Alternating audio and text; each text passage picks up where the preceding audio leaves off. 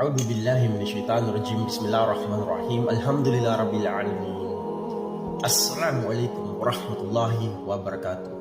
Mga kapatid sa pananampalatayang Islam, dito sa mundo, maging Kristiyano ka man o maging Muslim, Hudyo o anong pananampalataya natin, ang mundong ito sa Islam, dilikha tayo ng ating tagapaglikha para mamuhay sa mundo at sundin kung ano ang gusto niya. Ang gusto niya, sambahin siya. Anong pagsamba? Ang pagsamba, lahat ng gawain na mabuti, inaalay sa Kanya. Alam mo kagandahan ng Islam?